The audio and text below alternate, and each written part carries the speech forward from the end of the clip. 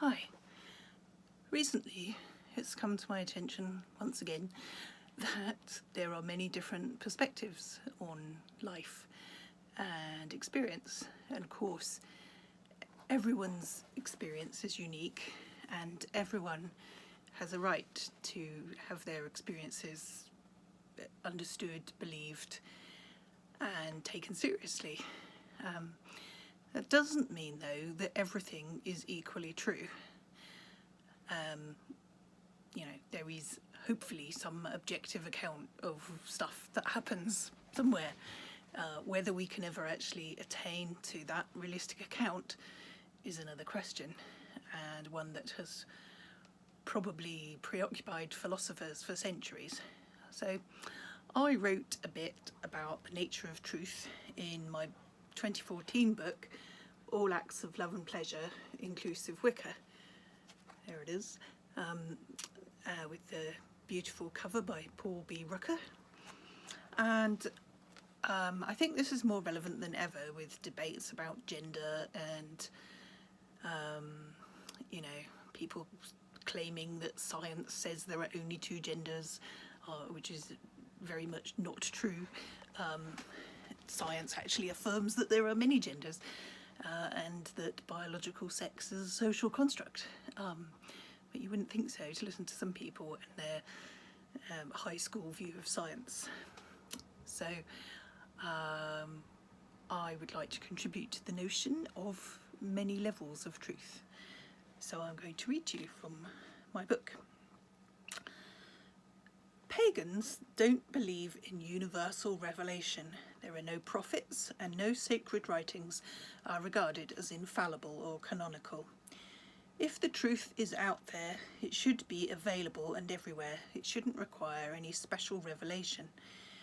It's true that truths are revealed gradually to initiates, but it's possible to discover these truths through life experience, because life itself is an initiatory process.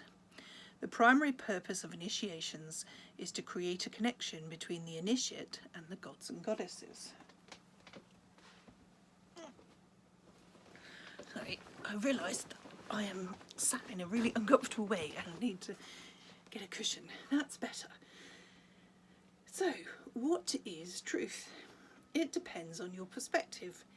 Each of us has a unique view of life, coloured by our experiences, our dreams, and so on. Each of us aspires to different aims in life, and this diversity is good. Monocultures are dry and brittle. They fall apart and the centre cannot hold. Similarly, the idea of a single and absolute truth which holds true for everyone through all time seems unlikely. We all see things differently depending on where we're coming from. But truth is relational. It relates in a nested way to everything around it, not relative, where all points of view are regarded as equally valid. So when we're considering whether something is true or not, we have to work out how that affects relationships and the rights and views of other people, rather than just going, oh yeah, all points of view are equally true, which is clearly not the case. So there are many different levels of truth. Metaphorical truth, a metaphor that describes accurately a state that is otherwise difficult to describe. Personal and local truth, which is true for me but may not be true for you. Cultural truth, something that's accepted by a whole culture, which of course could be wrong. And global truth, which is true for everyone. Some principles are universal. For example, every religion has an injunction not to harm others, but to treat them well. It's also known as the Golden Rule. Maybe there is absolute truth, but if there is, how would we recognise it? Our position with regard to it cannot be objective, but is necessarily relational. It relates to other views of the truth and other truths that we can perceive. To see the whole truth, you would need to be able to see it from all perspectives at once, and then you would be unable to see it from any one individual's point of view. But even then, you would not be able to identify all the causes of a situation as there are so many strands woven together in the web of weird. It's hard enough to find out what happened and when it happened and where it happened, but when you start trying to establish why it happened, the task becomes even more difficult, and everyone has their own pet theory. Consider any event with fairly complex causes and you will see what I mean. Truth depends on your perspective. There's a Chinese story in which a man first loses a horse, which is generally considered unlucky, but he reacts with equanimity. But then it returns from the wild with a number of other horses, which is generally considered lucky. Once more he shows little reaction, saying, maybe so, maybe not. Then one of his sons breaks a leg whilst breaking in the wild horses that arrived with the first horse. Again, the villagers see this as unlucky, but the man shrugs it off in the same way. Finally, soldiers arrive in the village to conscript all the young men for a war, but the son with the broken leg doesn't get conscripted. Again, people regard this as lucky, but the man says, maybe so, maybe not. And apparently this story is still going on. Also known as the Taoist farmer story, if you want to Google that one. So what about scientific truth?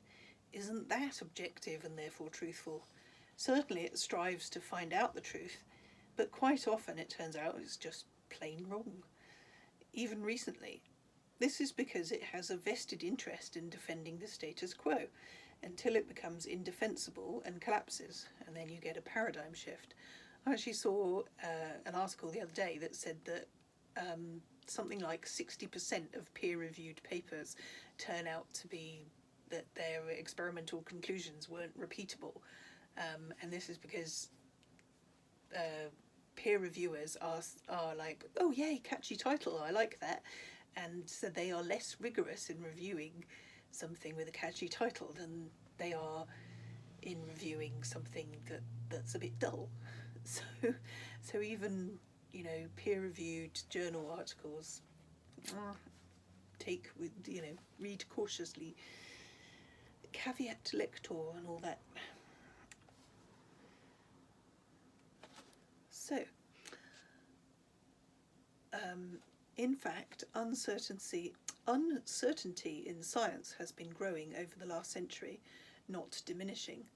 The scientific method of inquiry and experiment works well up to a point, but the problem with it is that it separates the subject of the experiment from its context, creating a fixed frame of reference, which ceases to resemble the real context from which the content was extracted. So the results of the experiment will only predict what happens in another similar closed system or fixed frame of reference, and not what will actually happen in the real world. Postmodernism has attempted to do away with the contradictions inherent in rationalism by dissecting everything with discourse analysis and asserting that nothing is true or that truth is relative. Another tenet of postmodernism is the death of the self, the idea that we are all merely intersections of overlapping domains of discourse, and our identities have no intrinsic reality. So if neither science nor postmodernism are reliable guides, how do we know what we know? Often it's because it rings true. That's to say, it resonates with some inner truth. And that's why we need to practice attunement with the divine, so that we know that the promptings of inner truth are not merely self-delusion.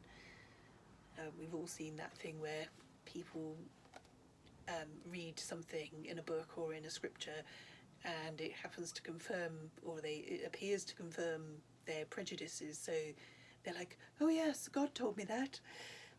Right.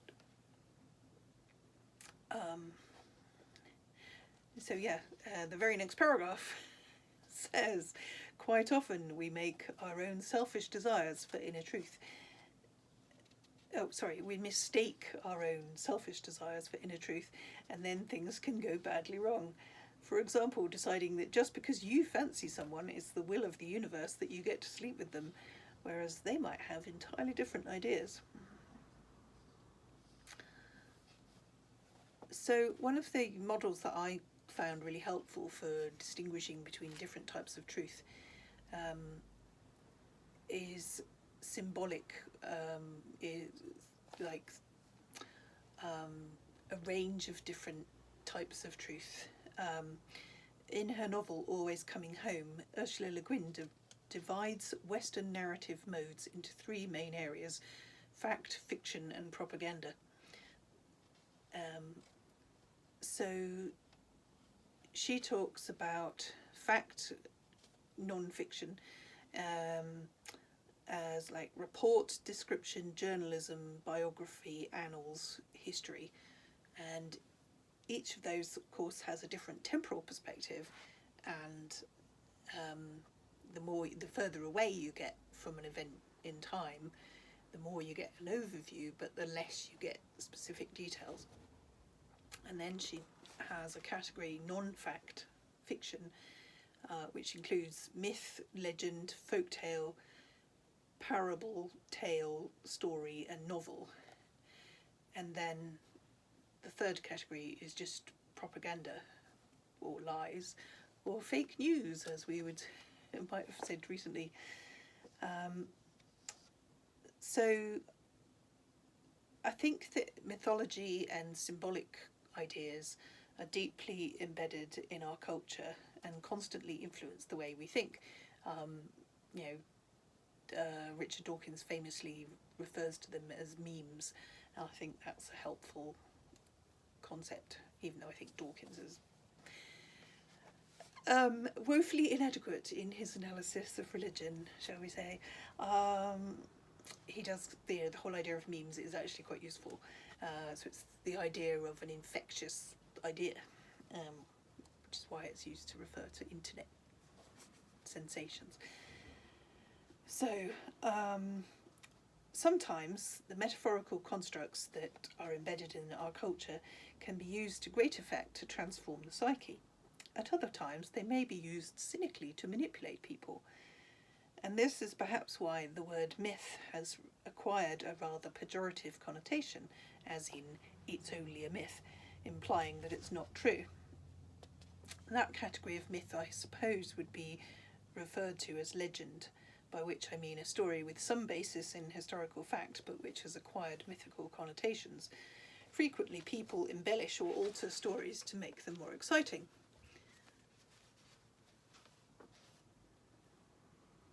So apparently anthropology has demonstrated that the oral tradition is reliable for about a maximum of 120 years, and that's usually in pre-literate societies, because the oral tradition sort of withers on the vine as soon as people start relying on the written word to convey information. But myths and folk tales appeal to us because they ring true. They contain many useful insights into life, as can be seen from the Taoist story that I mentioned earlier. So I think it's important to, when we're talking about something being true, or all truths being relative, or all ideas being relative, we need to figure out what category of truth or ideas we're actually talking about. Because if we're talking about my experience and your experience, my experience is true to me. That's how I experience the world. However, my experience might be based on an erroneous idea, and therefore I need to, or it might be based on a mythological construct. So I might need to examine the underlying assumptions that lead me to experience the world in a particular way. And I mean, the obvious go-to example here is the whole subject of gender, right? Because if other people, my experience of gender, of what my gender is inalienable to me, and the same applies to other trans people and non-binary people and indeed cis people. If that's your experience of your gender, then that's legit. That is an inalienable experience. However, if somebody else experiences you as a different gender than the one that you experience, then that's not legitimate. It's your experience of your gender is the valid one. And I think it's important when we start talking about different people's experiences, to acknowledge that if somebody says they experience a thing a particular way, to believe them. I mean, the other example that springs to mind here is if a black person experiences something that's happened to them as racist, it's not up to us to kind of go, oh, well, you know, I'm sure the person meant well, or that wasn't really racist, was it, or blah, blah, blah. No, like, they've had a lot of experience of racist stuff happening to them. I think they know when something's racist. I also think that there's this notion that, you know, white people can never empathise fully with black people's experiences of racism. You know, I'm quite an empathic person, and I sympathise deeply with the stuff that happens to black people. But it's true, I will never know that visceral fear of if it could happen to me, because, you know, it's not going to happen to me. However, that doesn't mean I can't sympathise or empathise, and I think we should try to enter into their perspective in order to understand it and try to bring about change. Obviously, I can't enter into that fully for the simple reason that I don't have that fear when I walk down the street that something bad might happen. But it doesn't mean you can't empathise or enter into somebody else's experience to some extent. You know, you're never going to walk fully in their shoes, but you can try to empathise. And I think, you know, that's a good spiritual exercise, as it were, to try to empathise with other people's experiences.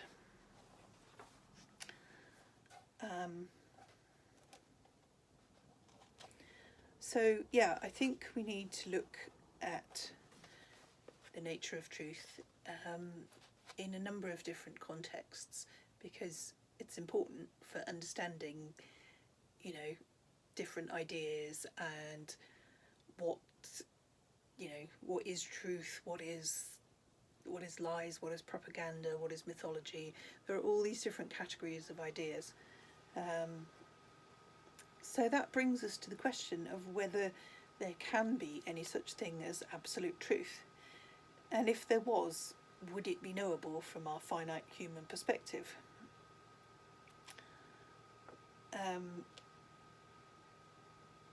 So Jung, in his 7 Sermons to the Dead, thought that humans could not access the absolute. He writes, "A thing that is infinite and eternal hath no qualities, since it hath all qualities. This nothingness or fullness we name the pleroma. Therein both thinking and being cease, since the eternal and infinite possess no qualities.